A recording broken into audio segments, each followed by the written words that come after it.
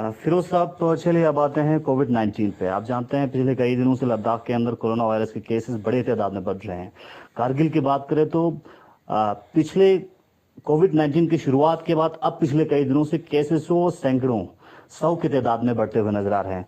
इस बीच लोगों में एक खदशा ये नजर आ रहा था कि जो एक तो सैंपल्स की रिपोर्ट है वो काफी लेट आ रहे हैं और लोग ये समझ नहीं रहे हैं कि 1500 के सैंपल्स की रिपोर्ट एक साथ आने का वजह क्या है। उस पे आप क्या कहेंगे, क्योंकि क्या वो सैंपल्स कलेक्ट करके रखे गए थे या सैंपल्स की रिपोर्ट एक साथ अभी आने का क्या वजह है और लेट क्यों हो रहे हैं, इस पे आप क्या कहेंगे क्योंकि आप चेयरमैन हैं एलआईजीसी।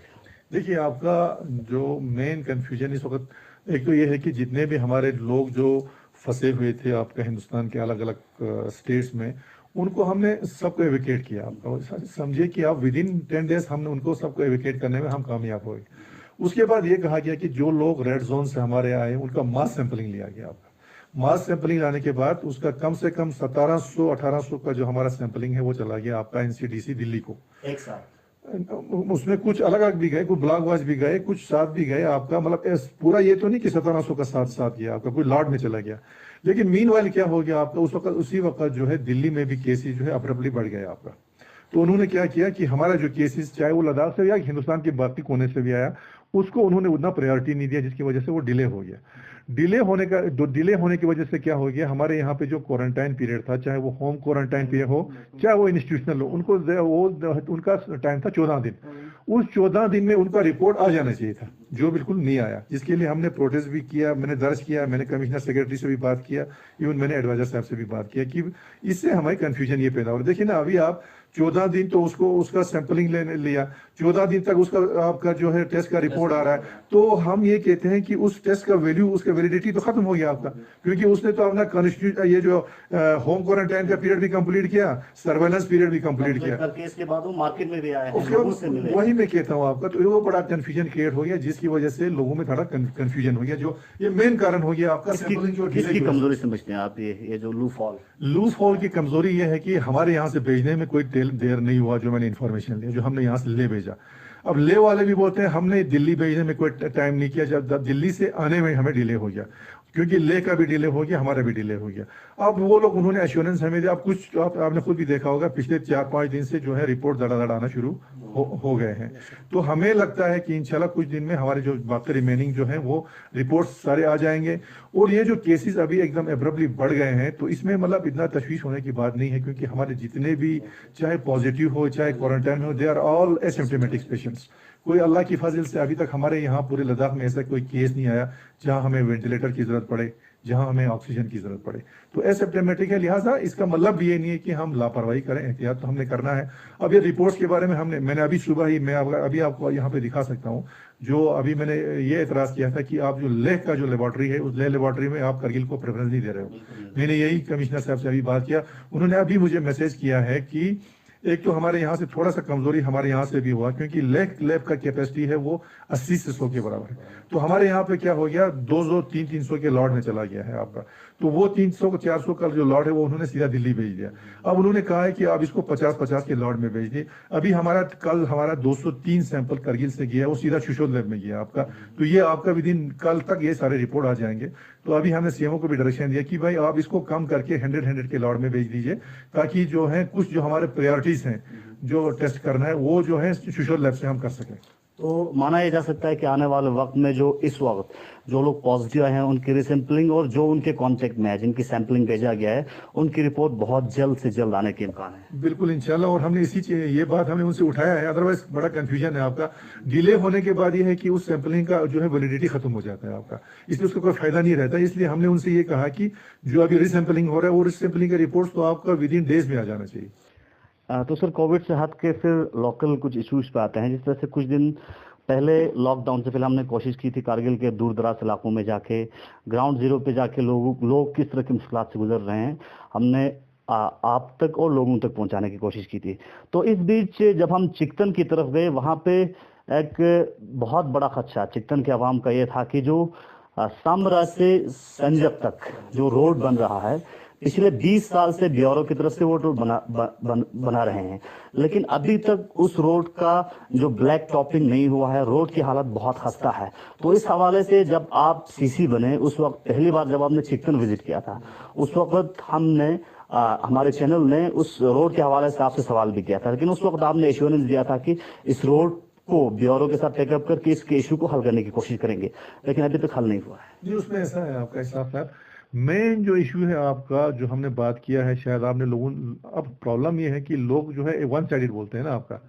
जब हम बीएकन के साथ बात करते हैं, बीआरओ के साथ, तो ये नहीं कि रोड उनका नहीं होगा, रोड हो जाएगा, लेकिन मेन ये है कि आप खुद उनसे पूछे कि कितना उन्होंने रोड पे इंकरेजमेंट किया है।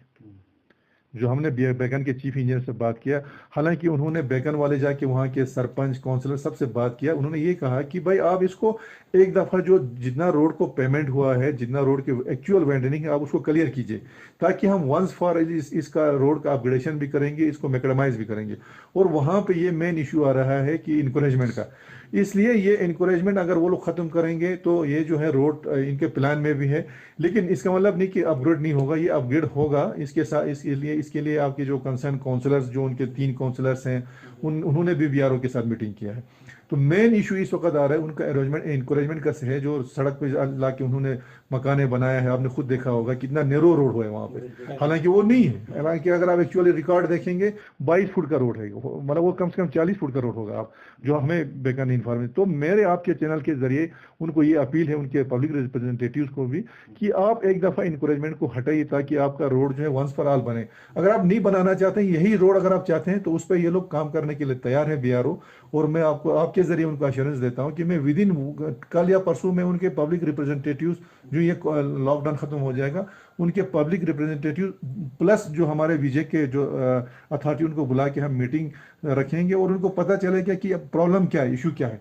तो मेन मेरा ये है कि जो एनकरेजमेंट वहाँ पे वो हट जाए, लोगों को भी थोड़ा कोऑपरेट करना पड़ेगा उसके रोड के बारे में। तो सर चिकन में जो चिकन के लिए एक वाहिद प्लेस है जहाँ पे वो लोग कल्चरली देखे या बाकी जो इम्पोर्टेंट इवेंट्स हैं उसी जगह पे करते हैं, जो कि अगर हम कारगिल के हवाले से देखें तो चिकन के लिए वो ख्री सुल्तान जो स्टेडियम है चिकन के लोगों के लिए, तो वहाँ का जो रोड जाता है, शगरन का जो रोड जाता है, लास्ट ईयर जब आर्चरी कंपटीशन हुआ वहाँ पे उन लोगों ने वहाँ की जो रोड की हालत है वो खस्ता है, ब्लैक टॉपिंग करने की ज़रूरत है, वो आप कर सकते हैं। तो वहाँ पे आपने उनसे एश्योरेंस किया है कि उस रोड पे ब्लैक टॉपिंग किया जाएगा। तो उस रोड पे ब्लैक टॉपिंग कब तक होगा सर? और अभी तो चूंकि लॉकडाउन है, तो इस हवाले से आप क्या कहेंगे? नहीं, वो आपकी बात सही है। जब पिछले साल जब वहाँ पे आर्चरी कंपटीशन हो गया, मैं वहाँ पे गया था आपका, उस वक्त बर्फबारी भी हुआ, तो काफ़ी कीचड़ था आपका मेन रोड टू शगरन। और शगरन जैसे आपने कहा, लफ्ज़ शगरन ही है आपका, उनका मेन जो प्ले ग्राउंड है वो आपका। तो मैं उनको ये एश्योरेंस देता हूँ आपका विद इन 2 और 3 डेज उनका कंसर्न जो इंजीनियर हो, हालांकि मुझे लगता है कि वो किसी प्रोजेक्ट में रिफ्लेक्ट होना चाहिए, चाहे वो एसडीपी में हो या जिसमें भी हो, वो मैं देखूंगा। अगर नहीं होता तो मैं आपके ज़रिए एश्योरेंस दे दूंगा कि उसका black topping by end of this working season इंशाल्लाह हम किसी भी कहीं से भी रिफ्लेक्ट करके मैं कोशिश करूंगा, वो जो उनका जो हमने एश्योरेंस दिया वो हम ज़रूर पूरा करेंगे। आप और साथ ही साथ अगर हम कहें तो सर, जिस तरह से अभी एक तरफ से लॉकडाउन है और दूसरी जानिब एजुकेशन वाला हम फील्ड देखें, तो इसको मद्देनजर रखते हुए जिस तरह से लद्दाख के कारगिल ज़िले में बहुत सारे ऐसे इलाके हैं जहाँ पे अभी भी टेलीकम्युनिकेशन नहीं है। अगर हम बात करें मुश्कु वैली की, काकसर की, लातो की, शिलिकचे की, योकमा खरबू की, स्तक्पा उम्बा, सांगरा, परकाची, रंगदुम और बाकी जांस्कार पूरा एरिया है, वहाँ पे ठीक तरह से डिजिटली कनेक्ट नहीं है जांस्कार एरिया और ख़ासकर बरसो ब्लॉक। तो वहाँ पे इस वक्त खासकर लोगों को तो आम दिनों में प्रॉब्लम होता ही है, टेलीकम्युनिकेशन न होने की वजह से इमरजेंसी के दौरान लोगों से कनेक्ट नहीं कर पाते हैं। और इस वक्त लॉकडाउन के चलते एजुकेशन वाला फीस सफल होते हुए नजर आ रहे हैं। ऑनलाइन एजुकेशन कुछ हद तक कामयाब हुआ है, लेकिन कुछ हद तक की जो कामयाबी का फायदा वहाँ पे रह रहे स्टूडेंट्स को नहीं मिला है। इस पर आप क्या कहेंगे? नहीं, आपकी बात बिल्कुल दुरुस्त है। जो हमारा ऑनलाइन क्लासेस अभी चल रहा है, हालांकि बहुत मेहनत कर रहे हैं एजुकेशन डिपार्टमेंट लोगों को मतलब स्टूडेंट्स तक पहुंचने का आपका।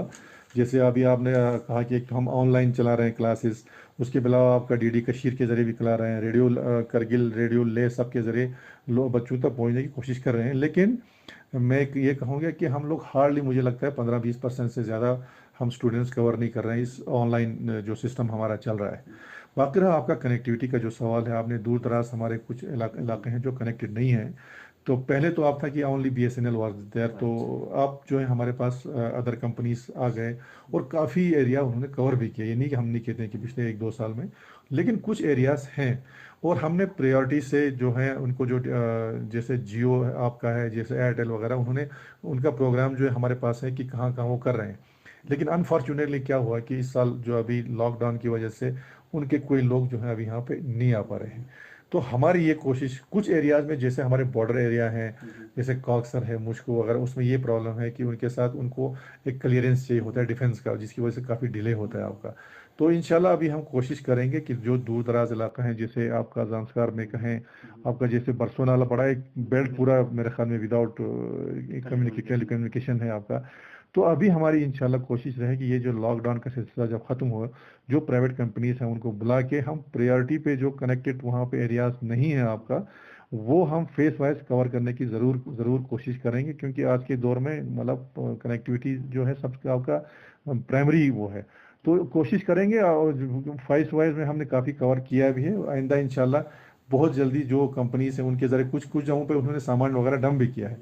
तो ये हम कोशिश करके कवरेज करने की कोशिश करेंगे। और जो बच्चे जो हमारे ऑनलाइन का आपका फ़ायदा नहीं उठा पा रहे हैं, उनको ऑफलाइन कुछ क्लासेस भी हम लोग, जैसे कि आपका जो रिकॉर्डिंग वगैरह करके उनको भेजने का वो सिलसिला भी हम इंशाल्लाह शुरू करेंगे। बाकी कनेक्टिविटी वाला जो है आपने जो एरियाज़ आपने हमारे सामने रखा है, उसमें हम ज़रूर देखेंगे और इंशाल्लाह फेस वाइज कोशिश करेंगे आने वाले 1-2 साल में ये सारा एरिया जो है कवर हो जाए।